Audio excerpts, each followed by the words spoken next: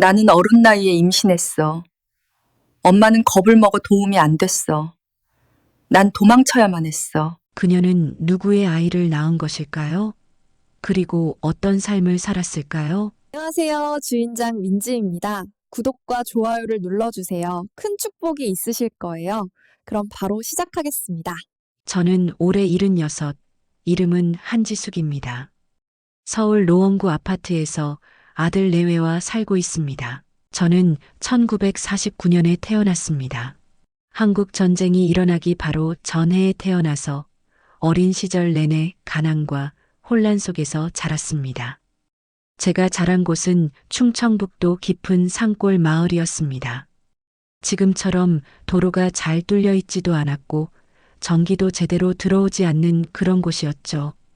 하루에 버스가 한 번 다니면 그나마 다행인 그런 오지였습니다.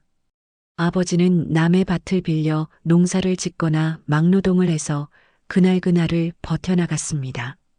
어머니는 누에를 치고 길쌈을 해서 조금이라도 돈을 벌려고 애썼죠. 그런 어려운 살림에도 불구하고 아버지는 아들인 오빠만큼은 학교에 보냈습니다. 오빠 태수는 저보다 5살 위였는데 공부를 정말 잘했습니다. 시험만 보면 항상 전교 1등이나 2등을 했죠. 우리 태수는 정말 똑똑해. 나중에 서울 가서 큰 사람 될 거야. 아버지는 늘 그렇게 말씀하시며 오빠를 자랑했습니다. 마을 사람들도 우리 오빠를 칭찬했죠. 한만순의 큰아들은 정말 장래가 밝겠어. 공부도 잘하고 품행도 단정하고.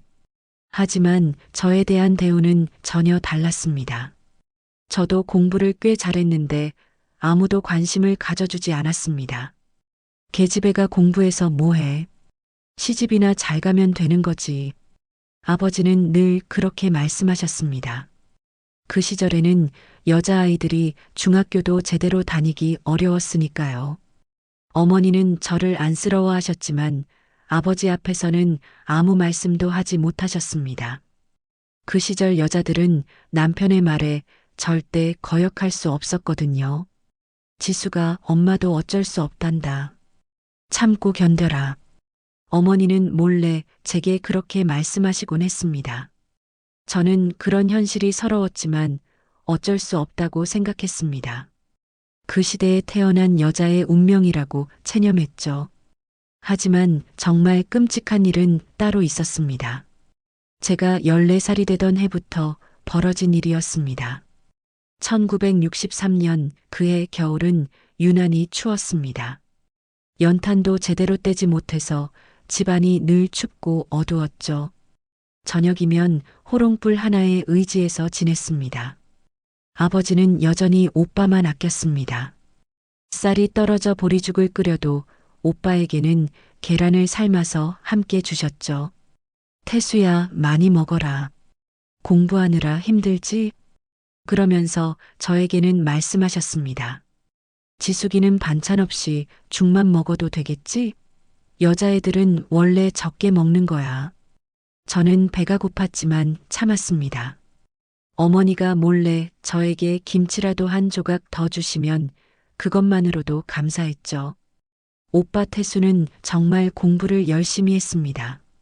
밤늦게까지 촛불을 켜놓고 책을 읽었어요. 마을에서 중학교까지는 걸어서 1시간 거리였는데 비가 와도 눈이 와도 빠지지 않고 다녔습니다. 나는 반드시 서울로 올라가서 대학에 갈 거야. 오빠는 늘 그렇게 말했습니다. 그리고 실제로 성적도 늘 최상위권이었죠. 선생님들도 오빠를 아꼈습니다. 어려운 집안 사정을 알고 있어서 책을 빌려주시기도 하고 때로는 도시락을 나눠주시기도 했어요. 마을 사람들은 오빠를 자랑스러워했습니다. 한만순의 큰아들은 정말 효자고 공부도 잘해. 나중에 성공하면 마을의 자랑이 될 거야. 반면 저에 대해서는 별다른 관심이 없었습니다. 그냥 한만순의 딸 정도로만 불렸죠. 그런데 저도 사실은 공부를 좋아했습니다. 오빠가 읽다가 버린 책들을 몰래 주워 읽곤 했어요.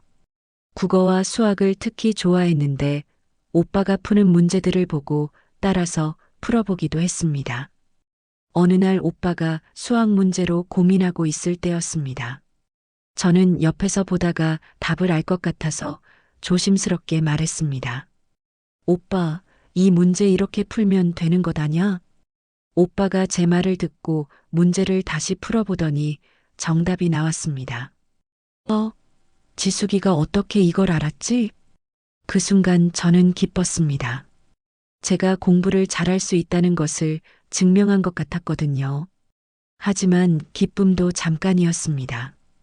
오빠는 곧 표정이 굳어지더니 말했습니다. 여자애가 나서지 마. 괜히 아는 척하고. 그 말에 저는 상처를 받았습니다. 하지만 더 큰 상처는 그 이후에 받게 되었습니다. 그날 밤부터 오빠의 행동이 이상해지기 시작했습니다. 평소에는 저를 거의 신경 쓰지 않던 오빠가 갑자기 저에게 관심을 보이기 시작했어요. 지수가 공부 도와줄까? 지수가 이것 좀 같이 보자. 처음에는 오빠가 저를 인정해주는 것 같아서 기뻤습니다. 하지만 곧 그것이 착각이었다는 것을 알게 되었습니다. 겨울밤이 깊어갈수록 우리 집의 분위기는 더욱 무거워졌습니다. 아버지는 일이 없어서 술을 마시고 짜증을 내셨고 어머니는 살림살이 걱정에 한숨만 쉬셨죠. 그런 어둡고 추운 겨울밤에 제 인생을 바꾸어 놓을 끔찍한 일들이 시작되었습니다.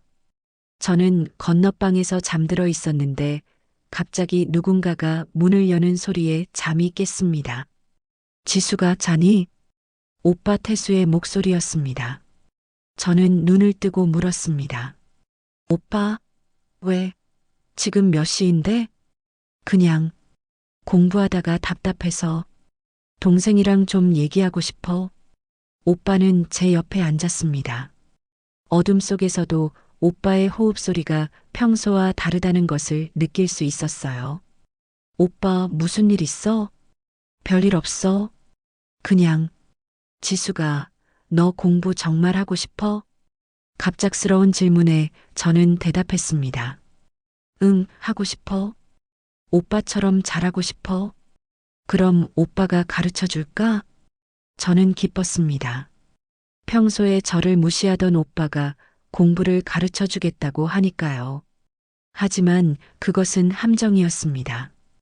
오빠는 며칠 동안 밤마다 제 방에 와서 공부를 가르쳐 주는 척 했습니다. 처음에는 정말로 수학 문제나 국어 지문을 설명해 주었어요. 지수가 이 문제는 이렇게 푸는 거야. 이 글의 주제는 뭘까? 저는 오빠가 정말로 저를 도와주려는 줄 알았습니다. 그래서 열심히 공부했어요. 하지만 며칠이 지나자 오빠의 행동이 이상해지기 시작했습니다. 공부를 가르쳐 주다가 갑자기 제 어깨에 손을 올리더니 이상한 곳을 만지기 시작했어요. 오빠, 뭐 하는 거야? 제가 놀라서 몸을 뒤로 빼자 오빠가 말했습니다. 별거 아니야. 오빠가 그냥 너 예뻐서 그래. 저는 무슨 말인지 이해할 수 없었습니다. 그때까지만 해도 저는 너무 순진했거든요. 오빠는 점점 더 대담해졌습니다. 공부를 가르쳐 주는 척 하면서 제게 이상한 행동을 계속했어요. 지수가, 이건 우리만의 비밀이야. 다른 사람한테 말하면 안 돼. 왜? 말하면 너만 나쁘게 보여. 사람들이 지숙이를 나쁜 애라고 생각할 거야. 저는 무슨 말인지 정확히 알지 못했지만 뭔가 잘못된 일이라는 것은 느낄 수 있었습니다. 하지만 오빠는 제가 반항하면 화를 냈어요. 야, 오빠가 공부 가르쳐 주는 건데 왜 이래? 싫으면 그냥 무식하게 살아. 저는 공부를 계속하고 싶었습니다. 그래서 오빠의 이상한 행동을 참았어요. 며칠이 더 지나자 상황은 더욱 심각해졌습니다. 오빠는 이제 공부를 가르쳐 주는 척도 하지 않았습니다. 그냥 밤마다 제 방에 와서 저를 괴롭혔어요. 오빠, 이러지 마. 싫어. 그만해. 제가 울면서 말하자 오빠가 무서운 목소리로 말했습니다. 조용히 해. 부모님이 들으면 어떡해. 오빠가 이상한 짓을 하는 걸 왜 내가 조용히 해야 해? 이상한 짓? 야, 내가 먼저 오빠한테 와서 공부 가르쳐 달라고 했잖아. 그것은 거짓말이었습니다. 오빠가 먼저 가르쳐 주겠다고 했는데 이제 와서 제 탓으로 돌리는 거였어요. 그리고 이 일을 다른 사람한테 말하면 사람들이 뭐라고 생각하겠어? 지숙이가 오빠를 유혹했다고 생각할 거야. 저는 유혹이라는 말의 의미를 정확히 알지 못했지만 나쁜 뜻 같았습니다. 나는 그런 거 안 했어. 그래도 사람들은 그렇게 생각할 거야. 특히 아버지는 화가 나서 지숙이를 내쫓을지도 몰라. 그 말에 저는 더욱 무서워졌습니다. 정말로 집에서 쫓겨나면 갈 곳이 없었거든요. 오빠는 제 두려움을 이용했습니다. 그러니까 조용히 있어. 오빠 말만 잘 들으면 아무 일도 없을 거야. 그날 밤부터 제 악몽이 시작되었습니다. 오빠는 거의 매일 밤 제 방에 왔습니다. 처음에는 이상한 곳을 만지는 것으로 시작했지만 점점 더 심한 일들을 했어요. 저는 무서워서 울었지만 소리를 낼 수는 없었습니다. 정말로 부모님이 들을까봐 무서웠거든요. 몇 주가 지나자 오빠는 더욱 대담해졌습니다. 이제는 완전히 선을 넘은 일들을 했어요. 저는 그때까지도 정확히 무슨 일이 일어나고 있는지 이해하지 못했습니다. 너무 어렸고 그런 일에 대해 아무것도 배운 적이 없었거든요. 하지만 몸이 아프고 마음이 아프다는 것은 알 수 있었습니다. 오빠, 제발 그만해. 너무 아파.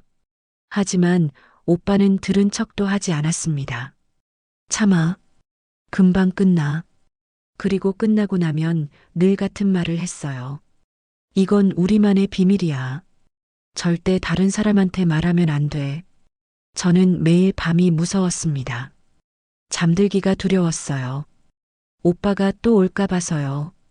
낮에는 평범한 오빠처럼 행동했습니다. 부모님 앞에서는 공부하는 모범생이었고 저에게도 그냥 오빠답게 굴었어요. 하지만 밤만 되면 완전히 다른 사람이 되었습니다. 저는 점점 말수가 줄어들고 밥도 제대로 먹지 못했습니다. 어머니가 걱정하셨어요. 지수가 왜 이렇게 말이 없니? 아픈 거 아니야? 하지만 저는 아무 말도 할 수 없었습니다. 오빠의 협박이 무서웠거든요. 그렇게 몇 달이 지났습니다. 1964년 봄이 되었을 때 저는 더 이상 참을 수 없었습니다. 그날 오후 아버지와 오빠가 마을에 일 보러 나간 사이에 저는 어머니께 말씀드리기로 결심했습니다. 어머니는 뒤뜰에서 빨래를 하고 계셨어요. 저는 어머니 옆에 앉아서 한참을 망설였습니다. 엄마, 왜 그러니, 지수가? 얼굴이 왜 이렇게 안 좋아? 어머니는 제 얼굴을 살펴보며 걱정스럽게 물으셨습니다. 엄마, 제가 말씀드릴 게 있어요. 무슨 일인데? 저는 목이 메어서 말이 나오지 않았습니다. 어떻게 시작해야 할지 몰랐어요. 오빠가 이상한 일을 해요. 이상한 일? 무슨 말이니? 밤에 제 방에 와서 저는 더 이상 말을 잇지 못하고 울음을 터뜨렸습니다. 어머니는 제 어깨를 감싸며 말씀하셨어요. 지수가 천천히 말해봐. 무슨 일인지 엄마한테 말해보렴. 저는 떨리는 목소리로 그동안 있었던 일들을 말씀드렸습니다. 처음에는 공부를 가르쳐 준다고 했다가 점점 이상한 일들을 했다고요. 어머니의 얼굴이 점점 굳어졌습니다. 지수가 정말로 그런 일이 있었니? 네, 엄마. 저는 거짓말 안 해요. 정말이에요. 어머니는 한동안 아무 말씀을 하지 못하셨습니다. 그러더니 갑자기 저를 꼭 끌어안으셨어요. 지수가 미안해. 엄마가 몰랐어. 정말 미안해. 어머니도 울기 시작하셨습니다. 우리는 한참 동안 서로 끌어안고 울었어요. 엄마, 이제 어떻게 해요? 오빠한테 그만하라고 말해주세요. 하지만 어머니는 한참을 망설이시더니 말씀하셨습니다. 지수가 이 일을 내 아버지한테는 말하면 안 돼. 왜요? 내 아버지는 태수만 생각해. 이 말을 들으면 오히려 너를 탓할 거야. 저는 이해할 수 없었습니다. 왜 저를 탓해요? 잘못한 건 오빠인데요. 그래, 잘못한 건 태수야. 하지만 내 아버지는 그렇게 생각하지 않을 거야. 여자가 조심하지 않아서 그런 일이 생겼다고 생각할 거야. 그 말을 듣는 순간 저는 절망했습니다. 그럼 엄마가 오빠한테 말해주세요. 엄마가 태수한테 말해볼게. 하지만 어머니의 목소리에는 확신이 없었습니다. 그날 저녁 아버지와 오빠가 집에 돌아왔습니다. 아버지는 평소처럼 오빠를 자랑했어요. 우리 태수는 정말 똑똑해. 오늘 면사무소에서도 태수 칭찬을 했어. 아버지, 별거 아니에요. 오빠는 겸손한 척했지만 표정은 우쭐해 보였습니다. 저는 오빠를 보는 것만으로도 무서웠어요. 어머니께 말씀드렸으니 이제 괜찮아질 거라고 생각했지만 여전히 불안했습니다. 그날 밤 어머니가 오빠를 불러서 이야기를 나누시는 것 같았어요. 하지만 무슨 말씀을 하시는지는 들리지 않았습니다. 저는 혹시 오빠가 화를 내며 제 방으로 올까봐 무서웠습니다. 다행히 그날 밤은 오빠가 오지 않았어요. 하지만 며칠 후 상황은 더욱 나빠졌습니다. 오빠는 제가 어머니께 말한 것 때문에 화가 나 있었어요. 야, 네가 엄마한테 말했지? 저는 무서워서 대답하지 못했습니다. 내가 뭐라고 했어? 다른 사람한테 말하면 안 된다고 했잖아. 하지만 엄마는 다른 사람이 아니야. 엄마도 다른 사람이야. 엄마가 뭐라고 했어? 저는 대답하지 않았습니다. 아무것도 할 수 없다고 했겠지? 그러니까 내가 혼자 참아야 하는 거야. 오빠 말이 맞았습니다. 어머니는 결국 아무것도 해주지 못하셨어요. 며칠 후 어머니가 저를 조용히 부르셨습니다. 지수가 엄마가 태수한테 말해봤어. 뭐라고 하셨어요? 조심하라고. 동생을 괴롭히지 말라고. 어머니의 목소리는 힘이 없었습니다. 그랬더니 뭐라고 해요? 태수가 그런 일은 없었다고. 지숙이가 오해하는 거라고. 저는 절망했습니다. 오빠는 끝까지 발뺌을 하고 있었고 어머니는 그 이상 아무것도 하실 수 없었어요. 엄마, 그럼 어떻게 해요? 어머니는 한참 동안 망설이시더니 말씀하셨습니다. 지수가, 제발 조용히 지내자. 아무 말도 하지 말아라. 하지만 엄마, 내 아버지가 알면 정말 큰일 날 거야. 우리 집안에 초상 날 거야. 그 순간 저는 깨달았습니다. 이 집에서 저를 지켜줄 사람은 정말로 아무도 없다는 것을, 심지어 어머니까지도 집안의 평화를 위해서는 제 고통을 외면하겠다는 것을. 그날 밤부터 오빠의 행동은 더욱 심해졌습니다. 어머니께 들켰다는 사실이 오빠를 더욱 대담하게 만들었어요. 봐라, 엄마한테 말해도 소용없잖아. 아무도 네 편이 아니야. 오빠는 이제 거의 협박을 하다시피 했습니다. 그리고 만약에 아버지한테까지 들키면 너는 정말로 집에서 쫓겨날 거야. 그러면 어디 가서 살 건데? 저는 아무 말도 할 수 없었습니다. 정말로 그럴 것 같았거든요. 그 시절 여자들, 특히 어린 여자아이가 집에서 쫓겨나면 갈 곳이 없었습니다. 친척들도 그런 아이를 받아주지 않았어요. 저는 매일매일이 지옥 같았습니다. 낮에는 평범한 일상을 보내는 척해야 했고, 밤에는 오빠의 괴롭힘을 견뎌야 했어요. 1964년 여름이 지나고 가을이 되었을 때 저에게 더 큰 충격이 기다리고 있었습니다. 몸에 이상한 변화가 생겼어요. 아침마다 속이 메스꺼웠고 평소에 좋아하던 음식도 먹기 싫어졌습니다. 저는 속이 너무 메스꺼워서 뒷간으로 뛰어갔어요. 왜 이러지? 토할 것 같았지만 나오는 건 없었습니다. 그냥 계속 메스꺼웠어요. 어머니가 걱정스럽게 물으셨습니다. 지수가 어디 아프니? 얼굴이 너무 안 좋아 보인다. 저도 모르겠어요. 자꾸 속이 메스꺼워요. 혹시 찬 거 잘못 먹었나? 어머니는 배탈이라고 생각하시고 따뜻한 물을 끓여주셨어요. 하지만 며칠이 지나도 메스꺼움은 계속되었습니다.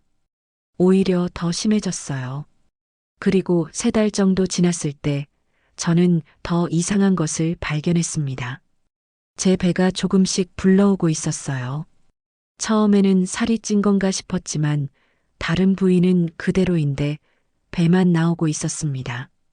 그리고 매달 있던 생리도 없어졌어요. 그때까지만 해도 저는 그것이 무엇을 의미하는지 정확히 알지 못했습니다. 하지만 어머니는 달랐습니다. 1월 어느 날 어머니가 제 모습을 유심히 살펴보시더니 깜짝 놀란 표정을 지으셨어요. 지수가, 너 혹시... 어머니의 목소리가 떨렸습니다. 엄마, 왜 그러세요? 배가 왜 이렇게 나왔니? 저는 제 배를 내려다보았습니다. 확실히 예전보다 많이 나와 있었어요. 저도 모르겠어요. 요즘 자꾸 이상해요. 어머니는 한참 동안 아무 말씀을 하지 못하시더니 갑자기 제 손을 잡으셨어요. 지수가 엄마가 물어보는 것에 정말로 사실대로 대답해야 한다. 네, 내가 전에 말한 그 일, 태수가 한 그 일이 언제부터였니? 저는 생각해 보았습니다. 거의 1년 전쯤이요. 어머니의 얼굴이 하얗게 변했습니다. 그럼 혹시... 어머니는 더 이상 말씀을 잇지 못하시고 주저앉으셨어요. 그 순간 저도 깨달았습니다. 비록 정확히 알지는 못했지만 뭔가 큰일이 났다는 것을. 엄마, 저 왜 이래요? 뭐가 잘못된 거예요? 어머니는 한참을 우시더니 저를 끌어안으셨습니다. 지수가, 너 아기를 가진 것 같구나. 아기요? 저는 그 말의 의미를 정확히 이해하지 못했습니다. 그냥 충격만 받았어요. 어떻게 아기가 생겨요? 어머니는 더욱 울면서 말씀하셨습니다. 태수가 너한테 한 그 일 때문에 아기가 생긴 거야. 그제야 저는 모든 것을 이해했습니다. 오빠가 저에게 한 그 끔찍한 일들이 이런 결과를 가져온 것이었어요. 엄마, 그럼 어떻게 해요? 저는 무서웠습니다. 아기가 생겼다는 것이 무엇을 의미하는지는 몰랐지만 분명히 큰일이라는 것은 알 수 있었어요. 엄마, 이 일을 아버지가 알면 어떻게 될까요? 어머니는 더욱 심하게 울었습니다. 내 아버지가 알면 정말 큰일이야. 너를 죽일지도 몰라. 저를 죽여요? 그 시절에는 집안의 수치라고 생각해서 그런 일이 있다고 했습니다. 저는 온몸이 떨렸습니다. 정말로 죽을 수도 있다니요. 그럼 어떻게 해요, 엄마? 어머니는 한참을 생각하시더니 말씀하셨습니다. 일단 숨기자. 최대한 오래 숨기고 그 다음 일은 그때 가서 생각하자. 어떻게 숨겨요? 배가 나오지 않게 옷을 넉넉하게 입고 아무도 모르게 해야 해. 그날부터 저와 어머니의 숨바꼭질이 시작되었습니다. 어머니는 제게 큰 옷들을 입혀주시고 집 밖에는 나가지 말라고 하셨어요. 마을 사람들이 눈치채면 안 돼. 특히 내 아버지한테 들키면 안 돼. 저는 집 안에만 있으면서 하루하루를 보냈습니다. 배는 점점 더 불러왔고 몸도 점점 더 무거워졌어요. 그런데 더 끔찍한 것은 오빠였습니다. 오빠는 제가 임신한 것을 알고 있었어요. 어느 날 저를 불러서 말했습니다. 지수가 내가 아기를 가졌다며? 오빠, 어떻게 알았어? 엄마가 나한테 물어봤어. 너한테 뭘 했냐고. 그래서 뭐라고 했어? 아무것도 안 했다고 했지. 너 혼자 다른 남자랑 그런 일을 한 거라고. 저는 충격을 받았습니다. 그게 무슨 말이야? 오빠가 나한테 한 거잖아. 증거가 있어? 누가 믿겠어? 오빠는 뻔뻔했습니다. 그리고 이제 와서 나를 탓해봤자 소용없어. 이미 벌어진 일이잖아. 그럼 어떻게 해? 그냥 내가 알아서 해. 나는 모르는 일이야. 오빠는 완전히 발을 뺀 것이었습니다. 저는 더욱 절망했습니다. 가해자인 오빠는 모르는 척하고 피해자인 저만 모든 것을 감당해야 하는 상황이었어요. 봄이 되자 상황은 더욱 심각해졌습니다. 배가 너무 불러와서 이제는 숨기기도 어려웠어요. 아버지가 눈치채기 시작했습니다. 지숙이 왜 요즘 집 밖에 안 나가? 그리고 왜 이렇게 살이 쪘어? 어머니가 둘러대셨습니다. 감기가 심해서 집에서 쉬게 하고 있어요. 하지만 아버지의 의심은 점점 커졌습니다. 1965년 저녁이었습니다. 저는 갑자기 배가 아프기 시작했어요. 처음에는 배탈인 줄 알았지만 점점 더 심해졌습니다. 엄마, 너무 아파요. 어머니가 달려오셨습니다. 지수가 어디가 아프니? 배가 너무 아파요. 어머니는 제 상태를 보시고는 깨달으셨어요. 지수가 아기가 나오려나 보다. 뭐요? 저는 무슨 말인지 이해하지 못했습니다. 아기가 어떻게 나온다는 건지. 지수가 이제 아기를 낳아야 해. 아프겠지만 참아야 한다. 그때부터 제 인생에서 가장 고통스러운 시간이 시작되었습니다. 어머니는 뜨거운 물을 끓이고 깨끗한 헝겊들을 준비하셨어요. 그리고 저를 제 방으로 옮기셨습니다. 아버지와 오빠는 어떻게 해요? 일단 모르게 해야 해. 최대한 조용히. 하지만 제가 어떻게 조용히 할 수 있었겠어요. 너무 아팠거든요. 아버지는 안방에 있었습니다. 엄마. 지수가 조금만 참아. 큰 소리 내면 안 돼. 저는 이불을 입에 물고 견뎠습니다. 하지만 아픔은 점점 더 심해졌어요. 저는 잠시 기절했습니다. 그러다 고통스러워 정신이 들었어요.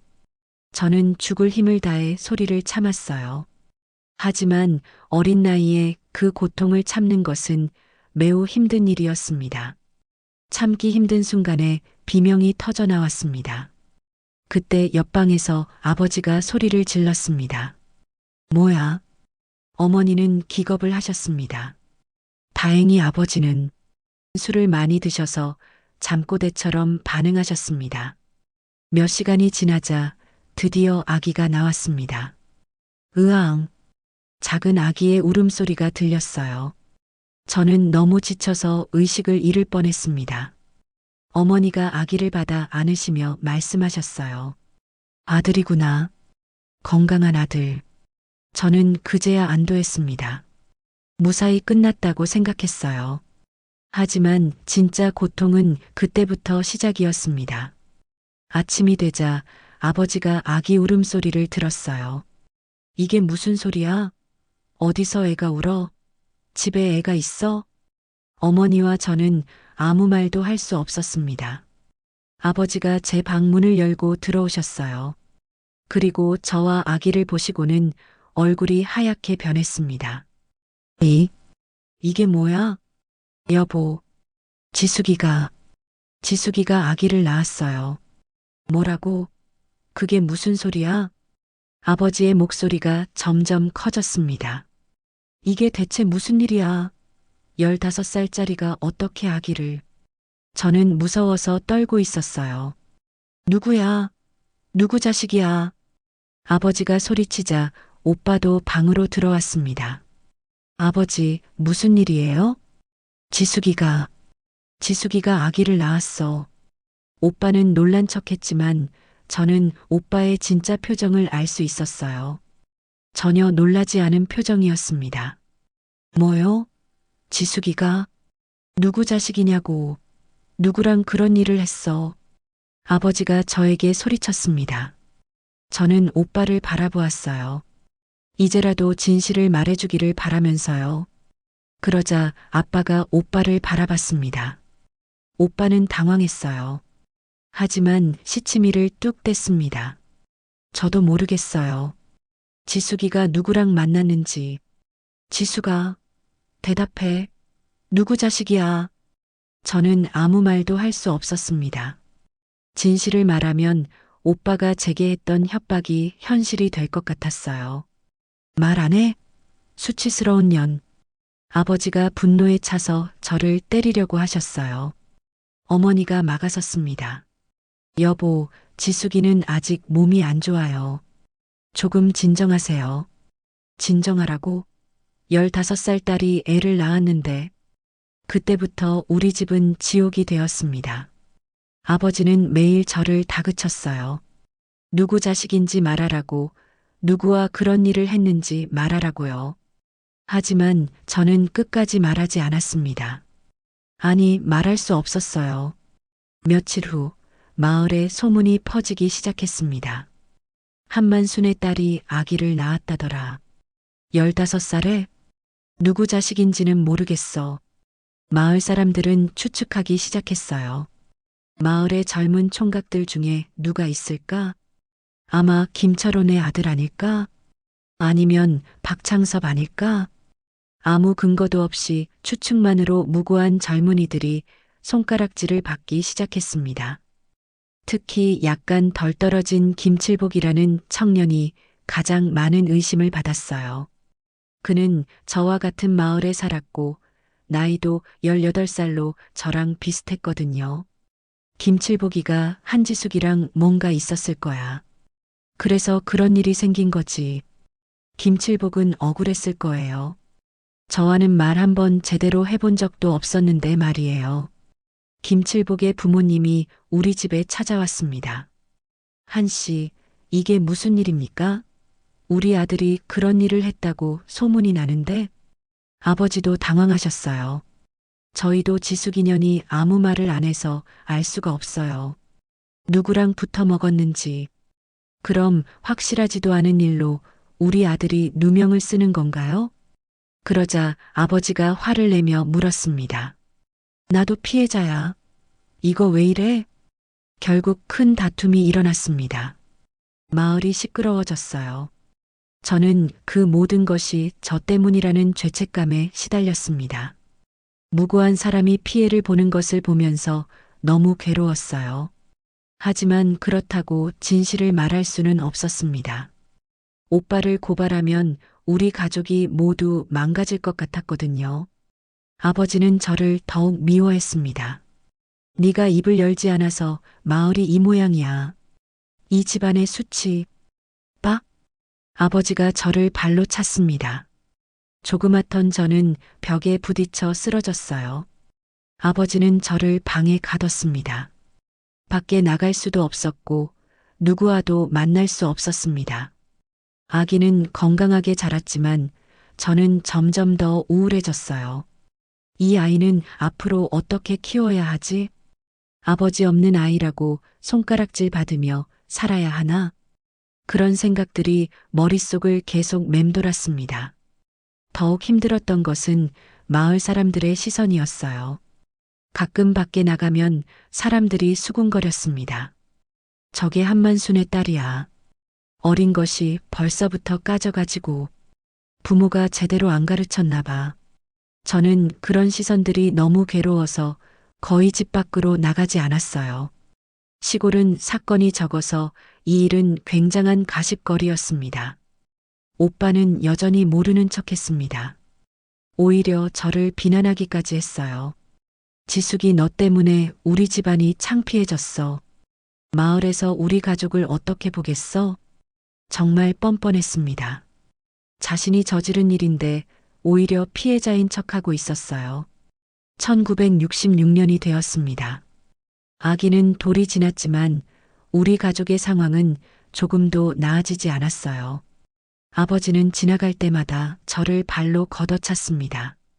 몸만 아픈 게 아니라 마음도 아팠습니다. 저는 매일같이 생각했습니다. 이곳에서는 더 이상 살 수 없어. 어떻게든 벗어나야 해. 하지만 아기를 데리고 어디로 갈 수 있겠어요? 돈도 없고 갈 곳도 없었습니다. 그러나 제가 걱정되는 건 제 갓난쟁이 아들 민수였어요. 이 아이가 계속 이런 환경에서 자라면 어떻게 될까요? 아버지 없는 아이. 한만순의 수치스러운 손자. 마을 사람들이 민수를 그렇게 부르는 소리를 들을 때마다 가슴이 찢어질 것 같았습니다. 어느 날 밤 저는 결심했습니다. 이곳을 떠나자. 민수와 함께 어디든 가자. 마침 이튿날이 장날이어서 아버지와 오빠가 읍내에 나가기로 되어 있었어요. 그때가 기회라고 생각했습니다. 저는 밤새 준비했어요. 민수의 기저귀와 옷까지, 그리고 제 옷 몇 벌을 작은 보따리에 쌌습니다. 돈은 거의 없었어요. 어머니가 모아두신 몇백 원이 전부였습니다. 지금 돈으로는 몇만 원 되는 돈이었어요. 이 정도로 어디까지 갈 수 있을까? 서울까지 가는 버스표도 제대로 살 수 있을지 확신이 없었어요. 새벽 6시 아버지와 오빠가 집을 나섰습니다. 오늘은 늦게 들어올 거야. 장에서 볼 일이 많아서. 저는 서둘러 민수를 업고 집을 나섰습니다. 엄마, 저 잠깐 나갔다 올게요. 어머니께는 그렇게 말씀드렸어요. 진실을 말하면 말리실 것 같았거든요. 마을에서 버스 정류장까지는 걸어서 30분 거리였습니다. 민수를 업고 가니까 더 오래 걸렸어요. 민수야, 엄마랑 어디 좋은데 가자. 민수는 아직 말을 제대로 못했지만 제 품에서 조용히 있어 주었어요. 드디어 버스 정류장에 도착했습니다. 서울행 버스는 오전 8시에 있었어요. 아줌마, 서울까지 얼마예요? 50원. 제가 가진 돈으로는 충분했어요. 저는 안도하며 표를 샀습니다. 민수야, 이제 우리 새로운 곳에서 살자. 버스를 기다리면서 저는 희망에 부풀어 있었어요. 서울에 가면 뭔가 다른 삶이 시작될 것 같았습니다. 하지만 그 희망은 오래가지 못했습니다. 한지숙. 뒤에서 누군가 제 이름을 부르는 소리가 들렸어요. 돌아보니 아버지였습니다. 제 심장이 멈출 뻔했어요. 아, 아버지. 어떻게? 아버지의 얼굴은 분노로 일그러져 있었습니다. 사람들이 보는 앞에서 발로 걷어차셨습니다. 넘어질 때 민수를 다치지 않게 하려고 하다가 제 얼굴이 바닥에 짓이겨졌습니다. 주변에 있는 사람들이 말렸습니다. 인연이 어디로 가려고 그래? 아버지, 저는 집으로 가. 아버지가 제 팔을 거칠게 잡았어요.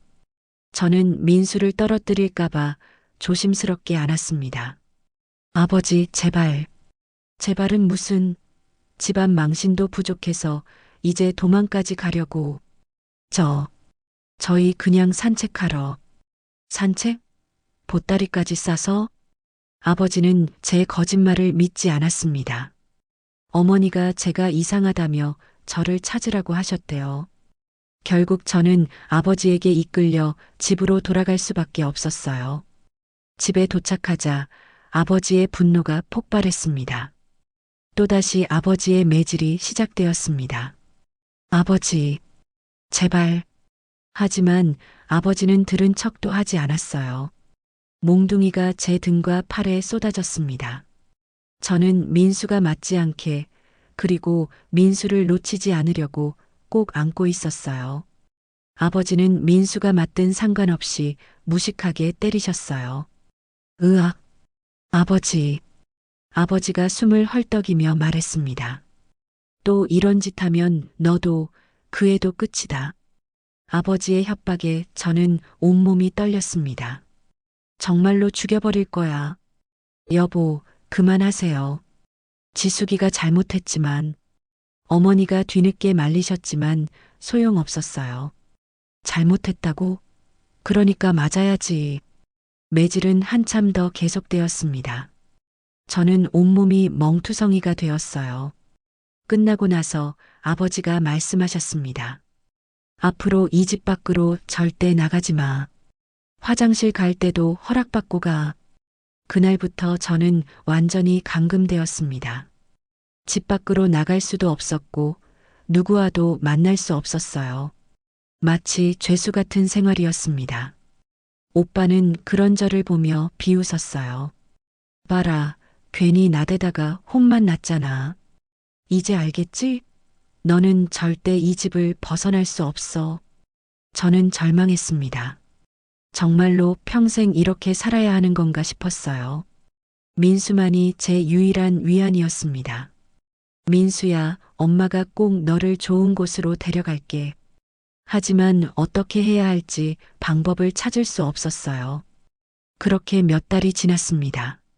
저는 매일같이 탈출할 방법을 생각했습니다. 하지만 아버지는 볼 때마다 협박했어요. 집요하다 싶을 정도로 반복해서 말했어요. 또 도망가면 정말로 죽여버릴 거야. 화장실을 갈 때도 시계를 보고 계셨고 빨래를 할 때도 지켜보셨습니다. 아버지가 없을 때는 엄마한테 그 일을 맡겼습니다. 엄마가 감시를 제대로 못하면 아버지는 어머니를 때리셨어요. 그래서 만약 제가 탈출에 성공하더라도 엄마가 아빠에게 맞아 죽겠다고 생각하니 아무것도 할 수 없는 신세가 되었어요. 그런데 1966년 겨울 예상치 못한 일이 일어났습니다. 아버지는 평소보다 더 많이 술을 드셨어요. 마을에서 또 저희 집 이야기가 나왔나 봅니다. 한만순의 딸 때문에 우리 마을 체면이 다 깎였어. 그런 말들을 들으실 때마다 아버지는 술로 화를 달래셨어요. 그날도 아버지는 술에 취해서 집에 들어오셨습니다. 지수가, 나와. 저는 무서워서 방 안에서 나오지 않았어요. 인연이 진짜 집안 망신시키고는. 아버지가 문을 발로 차면서 소리치셨습니다. 어머니가 말리셨어요. 여보, 술 드셨으니까 그만 주무세요. 주무시라고? 집안 꼴이 이 모양인데. 아버지는 계속 술을 더 드셨어요. 그리고 마당에서 혼자 중얼거리셨습니다. 내가 뭘 잘못했다고. 딸 하나 때문에 이런 수치를 당해. 그날 밤은 특히 추웠습니다. 아버지는 마당에서 술을 드시다가 그만 쓰러지셨어요. 어머니가 발견하고 깜짝 놀라셨습니다. 여보, 여보. 하지만 아버지는 의식을 잃으신 상태였어요. 오빠와 함께 아버지를 방으로 옮겼지만 아버지는 깨어나지 않으셨습니다. 마을 이장님과 몇 분이 와서 보시더니 말씀하셨어요. 한만수 씨가 돌아가신 것 같습니다. 어머니가 울부짖으셨어요. 여보, 여보. 저도 충격을 받았습니다. 아버지가 저를 괴롭히긴 했지만 그래도 아버지였거든요. 의사가 와서 확인하니 과로와 음주로 인한 급성심부전이었어요. 그 시절 농촌에서는 그런 죽음이 흔했습니다. 의료시설도 부족했고 스트레스를 술로 달래다가 몸을 망치는 경우가 많았어요. 장례는 마을 사람들이 도와서 치렀습니다. 하지만 저는 장례식에 제대로 참석하지 못했습니다. 마을 사람들의 시선 때문에요. 사람들은 저 때문에 아버지가 스트레스로 돌아가셨다고 수군거렸습니다. 장례가 끝나고 나서 우리 집의 분위기는 완전히 바뀌었어요. 이제 집안의 가장은 오빠 태수가 되었습니다. 이제부터 내 말만 들어. 오빠는 첫날부터 저에게 그렇게 말했어요. 아버지 없다고 해서 함부로 굴지 말고. 저는 새로운 공포를 느꼈습니다. 사실 아버지보다 오빠가 더 무서웠거든요. 아버지는 그래도 저를 딸로는 생각하셨지만 오빠는 달랐어요. 하지만 한편으로는 기회이기도 했습니다. 아버지만큼 철저하게 감시하지는 않았거든요. 아버지는 늘 집에 계셨지만 오빠는 학교와 일 때문에 자주 외출했어요. 혹시 이번에는 탈출할 수 있을까? 저는 다시 희망을 품기 시작했습니다. 어머니와의 관계도 조금 달라졌어요. 아버지가 돌아가신 후 어머니는 더욱 조심스러워 하셨지만 동시에 저를 더 이해해 주려고 하셨어요. 지수가 엄마가 그동안 제대로 도와주지 못해서 미안했다. 엄마, 이제는 좀 다를 거야. 태수도 아버지만큼 엄하지는 않을 거고. 하지만 어머니도 확신하지는 못하셨어요. 며칠이 지나자 오빠의 진짜 모습이 드러났습니다. 아버지가 안 계시니까 다시 저에게 접근하기 시작한 거예요. 지수가 요즘 어때? 뭐가 어때? 오빠가 언제부터 나 신경 썼다고? 그냥 동생이니까 챙겨주는 거지. 저는 소름이 돋았습니다. 설마 또 다행히 민수가 있어서 예전처럼 심한 일은 없었어요. 하지만 은근히 괴롭히는 건 계속되었습니다. 지수가 너 때문에 아버지가 돌아가신 거 알지? 뭐라고? 아버지가 너 때문에 얼마나 스트레스 받으셨는데 그게 누적되어서 돌아가신 거야. 정말 악독한 말이었어요. 자신이 저지른 일인데 저에게 책임을 전가하는 거였습니다. 그러니까 앞으로는 더 조심해. 이제 엄마까지 잃으면 안 되니까. 오빠는 협박을 하면서 많은 것을 요구했습니다. 저는 다시 한번 반드시 이곳을 벗어나겠다고 다짐했어요. 저를 위해서, 그리고 민수를 위해서라도요. 1967년 4월이었습니다. 아버지가 돌아가신 지 4개월이 지났고 오빠는 최근에 면사무소에서 일자리를 얻었어요. 매일 아침 일찍 나가서 저녁 늦게 들어왔습니다. 마침 오빠가 출장을 간다고 했습니다. 도청에 가서 회의가 있다면서 2박 3일 동안 집을 비울 예정이었어요. 이번이 진짜 마지막 기회야. 저는 며칠 전부터 준비했습니다. 민수의 옷가지와 기저귀, 분유 등을 조금씩 준비해 두었어요. 그리고 어머니가 모아두신 돈도 몰래 조금 가져왔습니다. 미안해요, 엄마. 하지만 이렇게 해야만 해요. 이번에는 서울이 아니라 대전으로 가기로 했어요. 가깝기도 하고 서울보다는 사람들의 관심을 덜 받을 것 같았거든요. 오빠가 출장을 떠난 다음 날 새벽이었습니다. 이번에는 보따리가 아니라 작은 가방에 꼭 필요한 것들만 담았습니다. 어머니는 깊이 주무시고 계셨어요. 엄마, 지숙이는 이제 가야 해요. 저는 마음속으로 인사를 드렸습니다. 하지만 집을 나서려는 순간 어머니가 깨어나셨어요. 지수가 어디 가니? 저는 깜짝 놀랐어요. 엄마, 저는 설마 또 도망가려는 거니? 어머니의 눈에 눈물이 고였습니다. 지수가 제발 엄마, 저는 더 이상 여기서 살 수 없어요. 하지만 민수를 생각해 보세요. 이 아이가 계속 이런 환경에서 자라면 어떻게 될까요? 어머니는 한참 동안 아무 말씀을 하지 못하셨어요. 엄마도 알잖아요. 오빠가 어떤 사람인지. 지수가, 저는 이번에는 반드시 성공할 거예요. 그리고 민수를 제대로 키울 거예요. 어머니는 눈물을 흘리며 말씀하셨습니다. 엄마는 따라갈 수 없구나. 엄마는 이미 늙었어. 그리고 이 집을 떠날 수 없어. 어머니는 아버지의 제사도 지내야 하고 조상의 무덤도 돌봐야 한다고 하셨어요. 하지만 지숙이는 달라. 아직 젊고 민수를 키워야 하니까. 어머니가 제 손을 잡으셨습니다. 지수가 꼭 건강하게 살아라. 그 말에 저는 더욱 울었어요. 엄마, 제가 잘 살게 되면 꼭 모셔갈게요. 됐어. 엄마는 여기서 살다가 여기서 죽을 거야. 어머니는 부엌으로 가시더니 쌀 한 대와 돈 몇 천 원을 가져오셨어요. 이거라도 가져가라. 엄마. 그리고 이웃 최 아주머니한테 미리 말해뒀어. 찾아가 봐. 어머니는 이미 제가 떠날 것을 예상하고 계셨던 거예요. 최 아주머니는 어머니 친구분인데 평소에 저를 많이 안쓰러워하셨어요. 어머니의 준비에 저는 감동받았습니다. 드디어 집을 나서는 순간이었어요. 민수를 업고 가방을 들고 어머니와 마지막 인사를 나눴습니다. 엄마 건강하세요. 불쌍한 우리 지수가 꼭 행복하게 살아라.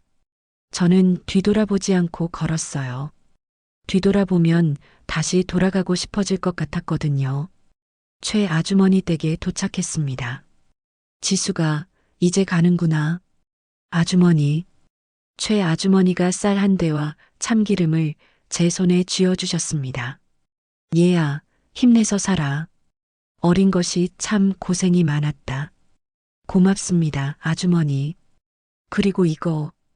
아주머니가 작은 봉투를 주셨어요. 안에는 1,000원이 들어 있었습니다. 제가 어떻게 이걸? 됐어. 그냥 받아. 아이 키우는데 돈이 얼마나 많이 드는데. 저는 눈물을 흘리며 감사 인사를 드렸어요. 아주머니, 정말 고맙습니다. 자, 어여가. 절대 뒤돌아보지 마라. 드디어 버스에 올랐습니다. 민수는 제 품에서 조용히 있어 주었어요. 마치 엄마의 마음을 아는 것 같았습니다. 민수야, 이제 우리 새로운 곳에서 살자. 엄마가 꼭 너를 잘 키워줄게. 버스가 출발했어요. 창밖으로 마을이 점점 멀어졌습니다. 저는 마음속으로 다짐했어요. 반드시 성공하자. 민수를 위해서라도. 하지만 대전으로 향하는 길은 험난했습니다. 18세의 어린 엄마가 어린 아기를 데리고 낯선 도시에서 살아간다는 것이 얼마나 어려운 일인지 그때까지는 몰랐어요. 1967년 4월 18세의 저는 2살 된 민수를 안고 대전에 도착했습니다. 대전역에 내리는 순간 저는 압도되었어요. 사람들이 너무 많았고 모든 것이 빨랐습니다. 민수야, 여기가 대전이야. 하지만 민수는 낯선 환경 때문인지 계속 울었어요. 으앙, 으앙. 민수야, 울지 마. 엄마가 있잖아. 문제는 갈 곳이 없다는 것이었습니다. 대전에 아는 사람도 없었고 어디서 잠을 자야 할지도 몰랐어요. 점점 어두워지기 시작했습니다. 어쩌지? 난 어디로 가야 하는 걸까? 현실은 막막했습니다. 세상에 민수와 저 둘만 남겨진 기분이었습니다. 일단 대전역 대합실에서 하루를 보내기로 했습니다. 그런데 민수가 계속 울어서 다른 사람들의 시선이 따가웠어요. 젊은 애가 애를 혼자 데리고 있어. 남편은 어디 갔나? 사람들의 수군거림이 들렸습니다. 밤이 되자 상황은 더욱 심각해졌어요. 대합실에서는 잠을 잘 수 없었고 민수는 배가 고파서 더욱 울었습니다. 민수야, 조금만 참아. 엄마가 뭔가 방법을 찾을게. 하지만 가진 돈은 얼마 없었어요. 버스표 사고 간단한 국밥 먹고 나니까 몇 천 원밖에 남지 않았습니다. 결국 눈도 붙이지 못한 채 대합실에서 눈치를 보며 하루를 버텼습니다. 이틀째 되는 날 저는 정말로 절망했어요. 돈은 얼마 없고 민수의 분유도 부족했습니다. 돈을 아끼기 위해 저는 하루 종일 물만 마시고 있었어요. 어떻게 하지? 정말 어떻게 하지? 그때 한 아주머니가 다가오셨어요. 얘야, 왜 여기서 이러고 있니? 50대 정도 되어 보이는 아주머니였어요. 저는 어떻게 말해야 할지 몰랐습니다. 집이 어디니? 왜 아기를 데리고 역에서 이러고 있어? 저는 갈 곳이 없어요. 아주머니가 안쓰러운 표정을 지으셨어요. 갈 곳이 없다고? 무슨 일인데? 저는 울면서 사정을 말씀드렸어요. 물론 전부 다 말할 수는 없었지만 시골에서 올라왔는데 갈 곳이 없다고 했습니다. 얘야, 이렇게 있으면 안 돼. 아이가 죽겠어. 저도 알아요. 하지만 어떻게 해야 할지. 아주머니가 한참 생각하시더니 말씀하셨어요. 그럼 일단 우리 집에 가자. 하숙집을 하거든. 정말요? 응. 하지만 공짜는 아니야. 일을 해야 해. 어떤 일이든 하겠어요. 서울인데 괜찮겠어? 네, 어디든 좋아요. 대전역에서 다시 서울행 버스를 탔습니다. 세상엔 나쁜 사람만 있는 게 아니었습니다. 따뜻한 사람, 동정심을 가진 사람도 있었어요. 을지로에 있는 작은 하숙집에 도착했어요.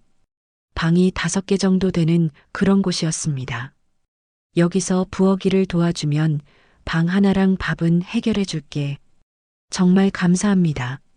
저는 눈물을 흘리며 감사 인사를 드렸어요. 박 아주머니는 좋은 분이셨어요. 저의 사정을 자세히 묻지도 않으시고 그냥 도와주셨습니다. 제가 쓸 수 있는 방은 작은 다락방이었어요. 겨우 이불 한 채 깔 정도의 공간이었지만 저에게는 궁전 같았습니다. 민수야, 이제 우리도 집이 생겼다. 일은 힘들었어요.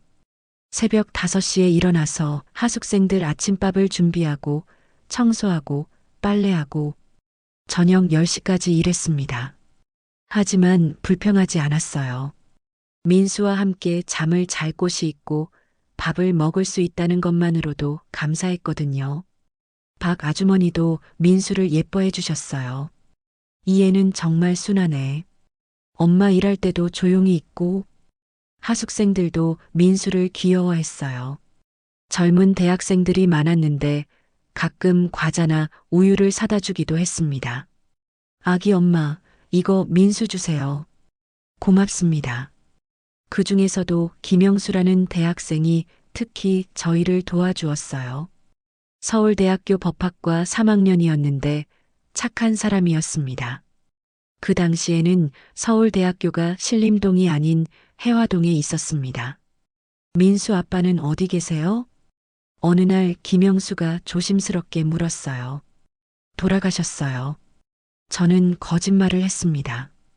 진실을 말할 수는 없었거든요. 아, 그러셨구나. 죄송해요. 괜찮아요. 김영수는 가끔 민수를 봐주기도 했어요. 제가 일이 많을 때 민수와 놀아주곤 했습니다. 민수야, 아저씨가 책 읽어줄까? 민수는 김영수를 좋아했어요. 아빠가 없어서 아쉬웠는데 김영수가 아빠 역할을 조금 해주는 것 같았습니다. 그렇게 몇 달이 지났어요. 1967년 여름이 되었을 때 저는 이제 서울 생활에 조금 적응이 되었습니다. 민수도 건강하게 자라고 있었어요. 시골에서와는 다르게 여기서는 아무도 민수를 이상하게 보지 않았습니다. 민수야, 여기서는 우리가 어떤 사람인지 아무도 모른다. 그게 얼마나 다행인지 모르겠어. 하지만 여전히 경제적으로는 어려웠어요. 하숙집 일로 먹고 살지만 돈을 벌 수 없었습니다. 뭔가 다른 일도 해야겠어. 아주머니한테 저녁에 다른 일을 해서 돈을 모으고 싶다고 말했어요. 마침 근처 공장에서 야간 작업할 사람을 구한다는 소식을 들었습니다. 아기 엄마, 그 일은 너무 힘들 거야. 박 아주머니가 걱정해 주셨어요. 괜찮아요. 할 수 있어요. 하지만 민수는 어떻게 하고 김영수 씨가 봐주겠다고 했어요. 김영수는 저녁 시간에 민수를 돌봐주겠다고 자원했어요. 괜찮습니다. 어차피 저도 공부해야 하는데 민수가 얌전해서 같이 있어도 방해 안 돼요. 정말 고마운 사람이었어요. 아주머니도 같이 민수를 봐줬습니다. 그렇게 저는 이중 생활을 시작했습니다. 낮에는 하숙집에서 일하고 저녁에는 공장에서 일했어요. 힘들었지만 견딜만 했습니다. 무엇보다 민수가 건강하게 자라는 모습을 보는 것이 힘이 되었어요. 민수야, 엄마가 열심히 일해서 너를 좋은 학교 보낼 거야. 그런데 1967년 가을, 서울에 온 지 6개월이 지났을 때였습니다. 민수도 3살이 되어서 말을 제법 했어요. 엄마, 배고파? 엄마, 응가. 단순한 말들이었지만 제게는 세상에서 가장 예쁜 말들이었습니다. 어느 날 하숙집에 새로운 손님이 오셨어요. 70대 정도 되어 보이는 할아버지였습니다. 안녕하세요. 저는 정동식이라고 합니다. 정동식 할아버지는 일제강점기에 교사를 하셨던 분이었어요. 자식들이 모두 외국에 나가 있어서 혼자 사신다고 하셨습니다. 할아버지는 첫날부터 민수에게 관심을 보이셨어요. 참 영리하게 생겼네. 감사합니다. 아이 엄마, 이 아이 아버지는 어디 계신가? 또 그 질문이었습니다. 저는 늘 하던 대답을 했어요. 돌아가셨어요. 아, 그렇구나. 참 안 됐네. 젊은 나이에. 할아버지는 민수를 특별히 아껴주셨어요. 민수야, 할아버지가 책 읽어줄까? 할아버지는 교사 출신이라 그런지 아이들을 잘 다루셨어요. 민수도 할아버지를 좋아했습니다. 할아버지, 또 읽어주세요. 할아버지는 민수에게 한글을 가르쳐 주기 시작하셨어요. 민수야, 이게 뭘까? 기억이야. 따라해봐. 기억? 기억? 민수가 따라하는 모습을 보니 제 마음이 뭉클했어요. 할아버지, 정말 감사해요. 뭘? 나도 외로웠는데 민수가 있으니 얼마나 좋은가. 할아버지는 가끔 민수에게 책도 사주시고 과자도 사주셨어요. 아이 엄마, 이 아이는 똑똑해. 잘 가르치면 훌륭한 사람이 될 거야. 할아버지, 저는 눈물이 났어요. 혈육도 아닌 저희 모자를 이렇게 친아버지보다 따뜻하게 대해주시다니. 정말 감사합니다, 할아버지. 할아버지뿐만 아니라 다른 분들도 저희를 도와주셨어요. 민수가 열이 나네. 이 약 먹여봐. 옆집 이씨 아주머니가 민수가 아플 때마다 약을 구해주셨어요. 고맙습니다, 아주머니. 뭘? 이웃끼리 도와야지. 또 다른 하숙생인 박철수 씨는 가끔 민수를 데리고 동물원에 가주기도 했어요. 민수야, 아저씨랑 코끼리 보러 갈까? 네, 코끼리. 민수는 신나했어요. 저는 일 때문에 민수를 어디 데려가지 못했는데 박철수 씨가 대신 해주신 거였어요. 정말 고맙습니다. 아, 뭐요? 저도 재미있어요. 김영수 씨는 여전히 민수를 가르쳐 주고 있었어요. 민수야, 1 더하기 1은? 2. 잘했어. 그럼 2 더하기 2는? 4. 민수는 이제 간단한 덧셈까지 할 수 있게 되었어요. 민수가 정말 똑똑해요. 나중에 꼭 좋은 대학 갈 거예요. 김영수 씨의 말에 저는 가슴이 뿌듯했어요. 아빠가 없다고 생각했는데 민수에게는 이렇게 좋은 아빠가 많아졌습니다. 그런 작은 손길들이 모여서 저희는 서울에서 새로운 삶을 만들어갈 수 있었습니다. 민수가 4살이 되었을 때 정동식 할아버지가 제게 중요한 말씀을 하셨어요. 아이 엄마 민수를 유치원에 보내야 하지 않겠나? 유치원요? 응. 이 아이는 또래 아이들과 어울려야 해. 혼자서만 있으면 사회성이 부족해질 수 있어. 할아버지 말씀이 맞았어요. 민수는 어른들하고만 지내서 조금 조숙한 면이 있었습니다. 그러나 당시 유치원은 중산층들이나 보내는 고급 교육기관이었습니다. 제가 대답을 못하자 마치 제 마음을 아셨는지 할아버지가 말씀하셨어요. 유치원비는 걱정 마라. 내가 도와줄게. 할아버지, 그런 건 안 돼요. 됐어. 민수가 잘 자라는 것을 보는 게 이 할아버지 소원이야. 이 얼마나 신기한 인연이야. 결국 민수는 근처 유치원에 다니기 시작했어요. 민수는 금세 친구들과 친해졌고 공부도 잘했습니다. 몇 달 후 유치원 학예회가 있었어요. 엄마, 저 무대에서 발표해요. 정말? 뭘 발표하는데? 시 읽기요. 저는 민수의 발표를 보러 유치원에 갔습니다. 우리 어머니, 민수가 무대에서 시를 읽기 시작했어요. 우리 어머니는 예뻐요. 우리 어머니는 착해요. 우리 어머니는 나를 사랑해요. 나도 어머니를 사랑해요. 단순한 시였지만 저는 눈물이 났어요. 다른 아이들은 장난감이나 꿈에 대한 시를 읽었는데 민수만 우리 어머니에 대한 시를 읽었거든요. 발표가 끝나고 민수가 저에게 달려왔어요. 엄마, 잘했어요? 응, 정말 잘했어. 민수가 너무 자랑스러워.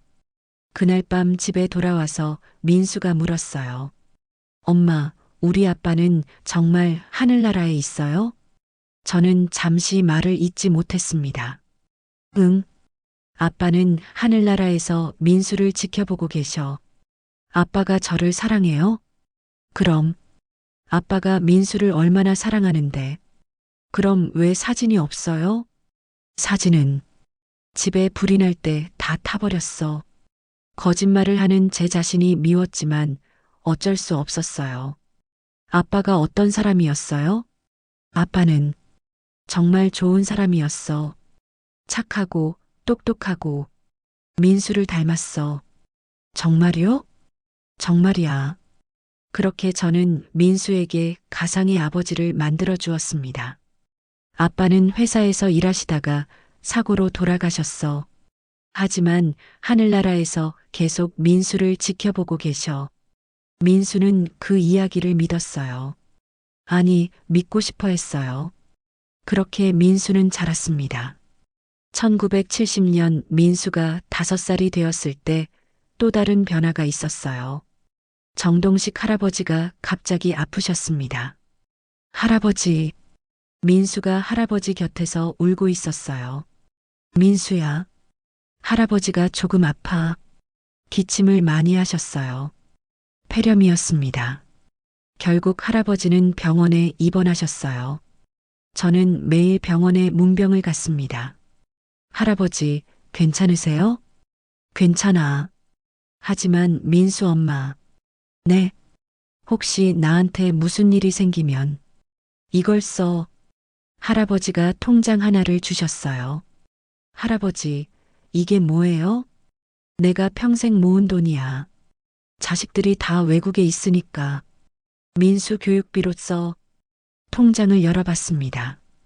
700만 원이 찍혀 있었습니다. 당시 집값이 500만 원 정도 됐으니 엄청 큰 돈이었습니다. 저는 다리가 떨렸습니다. 이렇게 큰 돈을 본 적이 없기 때문입니다. 할아버지, 이런 건 받을 수 없어요. 받아야 해. 민수는 내게는 손자 같은 아이야. 할아버지는 일주일 후에 돌아가셨습니다.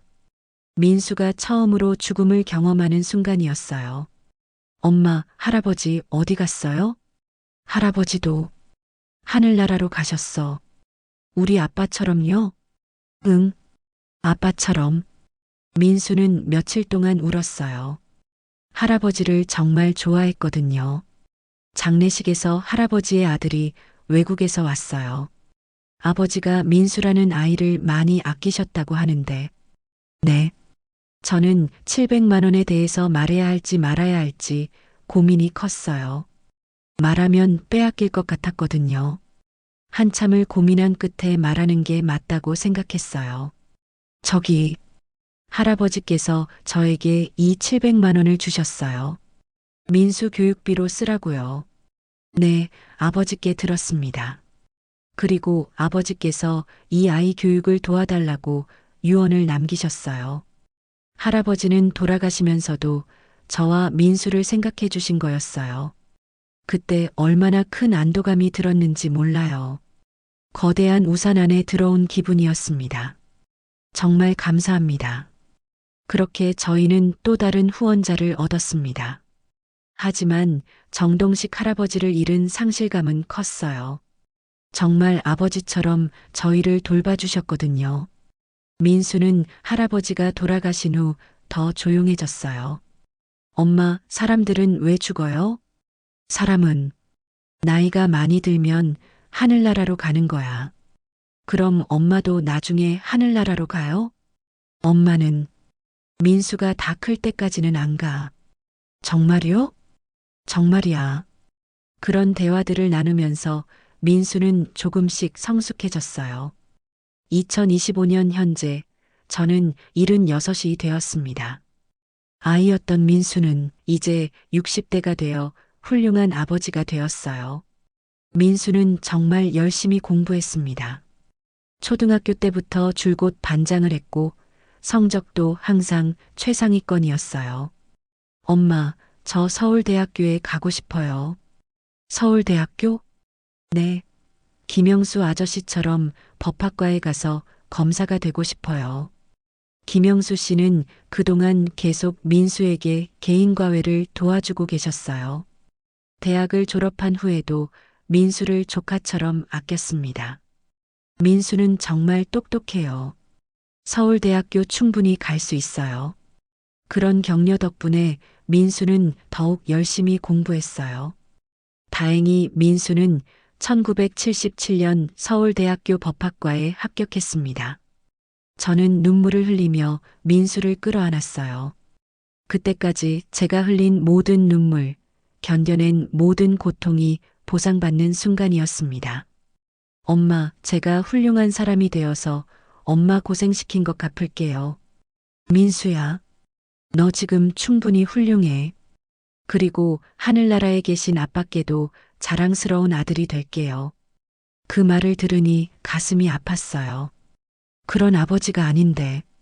그런 말을 들을 때마다 다시 14살의 지숙이 되는 죄책감이 들었어요. 대학 시절 민수는 정말 모범생이었어요.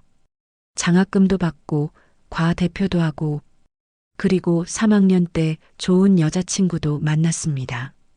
엄마, 소개해드릴 사람이 있어요. 누군데? 제 여자친구 수진이요. 수진이는 같은 과 후배였어요. 똑똑하고 착한 아이였습니다. 어머니, 안녕하세요. 어머, 이렇게 예쁜 아이가. 민수 오빠가 어머니 이야기를 많이 해서 꼭 한번 뵙고 싶었어요. 수진이는 처음부터 저를 잘 따랐어요. 어머니, 혼자서 민수 오빠를 키우시느라 정말 고생 많으셨어요. 아니야, 뭘. 민수 오빠가 얼마나 어머니를 사랑하는지 항상 어머니 자랑만 해요. 그런 말을 들으니 뿌듯했어요. 민수와 수진이는 대학 졸업 후 결혼했습니다. 1981년 민수가 26살 때였어요. 결혼 후 민수는 정의로운 검사가 되었어요.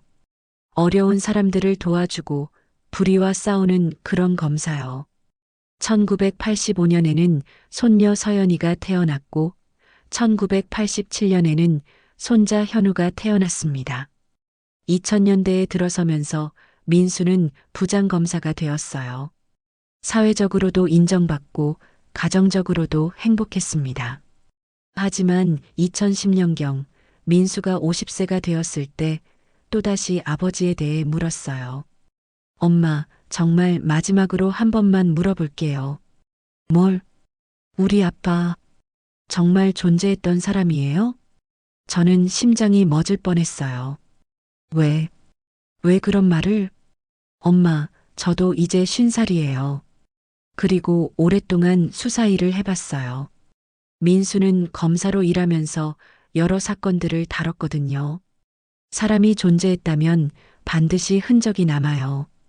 호적, 주민등록, 뭔가는 있어야 해요. 민수야. 하지만 아무리 찾아봐도 우리 아빠에 대한 기록이 없어요. 저는 더 이상 변명할 수 없었어요. 그리고 엄마의 호적을 보니 엄마는 미혼모로 되어 있어요. 결국 들킬 수밖에 없었던 거였어요. 엄마, 진실을 말해주세요. 저는 한참을 망설이다가 말했어요. 민수야, 미안해. 엄마가 거짓말을 했어. 그날 저는 민수에게 일부 진실을 말해주었어요. 물론 전부 다는 아니었어요. 오빠 이야기는 할 수 없었거든요. 그 얘기는 지금 여기서만 여러분들에게만 하고 있는 거예요. 엄마가 너무 어렸을 때 실수로 너를 가지게 되었어. 그 남자는 누구예요? 그 사람은 책임을 지지 않았어. 이름이라도 알 수 있을까요? 민수야. 그건 너무 오래된 일이야. 민수는 더 이상 묻지 않았어요. 엄마, 괜찮아요. 저에게는 엄마 한 분으로 충분해요. 민수야. 엄마가 저를 여기까지 키워주신 것만으로도 감사해요. 그 후 민수는 아버지에 대해 더 이상 묻지 않았어요. 하지만 저는 알 수 있었습니다. 민수가 상처받았다는 것을. 현우와 서연이에게도 더 이상 할아버지 이야기를 해주지 않았거든요. 그리고 2025년 오늘 저는 서연이가 낳은 증손주에게 진실을 말하기로 결심했습니다. 상우야, 할머니가 오늘 너에게 정말 중요한 이야기를 해주고 싶구나. 할머니는 말이지, 14살에 아이를 낳았단다. 할머니가 14살에요? 응. 그리고 그때부터 정말 힘든 일들이 많았어. 가족이 언제나 안전한 곳은 아니야. 무슨 뜻이에요? 때로는 가족 안에서도 나쁜 일이 일어날 수 있어. 하지만 그럴 때는 도망쳐야 해. 도망쳐요? 응. 도망쳐서라도 버텨서라도 새로운 삶은 만들 수 있거든. 저는 상우의 눈을 바라보며 말했어요. 할머니는 살아남았어. 그리고 내 아들을 지켜냈어. 그것이 할머니 인생의 전부이고 할머니의 자랑이야. 상우가 물었어요. 왕할머니, 정말 무서웠어요? 응, 정말 무서웠어. 하지만 포기하지 않았어. 할머니 정말 대단해요. 고마워, 상우야. 저는 상우를 끌어안았어요. 너는 정말 소중한 아이야. 누구도 너를 함부로 대할 권리가 없어. 저는 이 말을 꼭 해주고 싶었어요. 제가 어릴 때는 그런 말을 해주는 사람이 없었거든요. 할머니가 이 이야기를 하는 이유는 너를 무서워하게 하려는 게 아니야. 그럼 왜요? 상우가 강하게 자라길 바라서야. 어떤 어려움이 와도 이겨낼 수 있는 아이로. 그때 민수가 들어왔어요. 엄마, 무슨 이야기를 그렇게 진지하게 하세요? 저는 민수를 바라보았어요. 이제 60이 넘은 제 아들을. 엄마가 증손자에게 옛날 이야기를 해주고 있었어. 어떤 이야기요? 엄마가 어떻게 너를 키웠는지. 민수의 표정이 부드러워졌어요. 엄마, 정말 고생 많으셨죠? 아니야. 너 키우는 게 엄마 인생에서 가장 행복한 일이었어. 민수가 제 곁에 앉았어요. 엄마, 제가 어릴 때부터 궁금했던 게 있어요. 뭔데? 엄마는 어떻게 그렇게 강할 수 있었어요?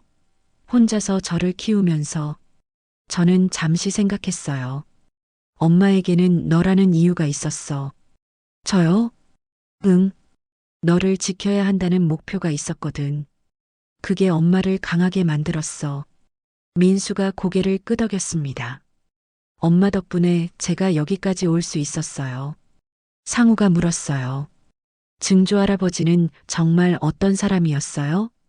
분위기가 순간 조용해졌어요. 저는 민수를 바라보았어요. 민수가 말했어요. 상우야, 증조 할아버지에 대해서는 할머니가 말씀하시고 싶을 때 들어보자. 민수는 더 이상 묻지 않기로 한 것 같았어요. 저는 감사했어요.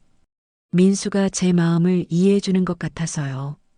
왕할머니가 말하고 싶은 건 이거야. 저는 다시 손자에게 말했어요. 사람은 누구나 어려운 시간을 겪어. 하지만 그 시간을 견디고 나면 반드시 좋은 일이 기다리고 있어.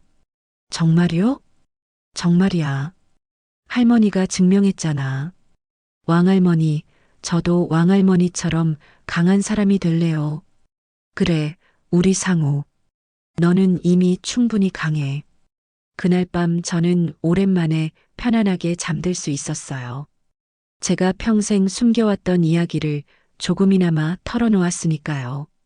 물론 모든 진실을 말한 건 아니에요. 오빠에 대한 이야기는 아직도 할 수 없거든요. 하지만 이것만은 확실해요. 저는 살아남았어요. 그리고 제 아들을 훌륭하게 키웠어요. 그것이 제 인생의 전부이고 제 자랑입니다. 현재 민수는 대한민국의 훌륭한 시민이에요. 정의롭고 따뜻하고 가족을 사랑하는 사람이 되었어요. 저는 이 모든 것이 자랑스러워요. 1960년대 산골 마을에서 시작된 제 이야기가 2025년 서울에서 이렇게 끝나고 있어요. 많은 분들이 저희를 도와주셨어요. 어머니, 최아주머니, 이아주머니, 정동식 할아버지, 김영수 씨, 그리고 이름도 모르는 많은 분들. 그분들의 작은 손길들이 모여서 저희가 여기까지 올 수 있었어요. 그래서 저는 말하고 싶어요. 세상에는 나쁜 사람들도 있지만 좋은 사람들이 더 많다는 것을, 어려울 때 도움의 손길을 내밀어주는 사람들이 있다는 것을, 그리고 아무리 절망적인 상황에서도 희망을 잃지 말라는 것을. 저는 14살의 아기를 낳은 소녀였어요. 아무도 지켜주지 않는 곳에서 혼자 살아남아야 했어요. 하지만 포기하지 않았어요. 그리고 지금 여기 있어요. 제 아들과 며느리, 그리고 사랑하는 손주들과 함께요. 이것이 저 한지숙의 이야기입니다. 살아남은 여자의 이야기입니다. 끝까지 시청해주신 구독자 여러분 감사합니다. 세상에는 아직도 한지숙 할머니처럼 혼자서 어려움을 견뎌내고 계신 분들이 많습니다. 그분들에게 작은 관심과 도움의 손길을 내밀어 주시길 바랍니다. 그리고 여러분의 주변에 도움이 필요한 사람이 있다면 외면하지 마시고 따뜻한 마음으로 도와주세요. 오늘 하루도 좋은 일이 가득하시길 기원합니다. 다음 이야기로 찾아뵙겠습니다. 감사합니다.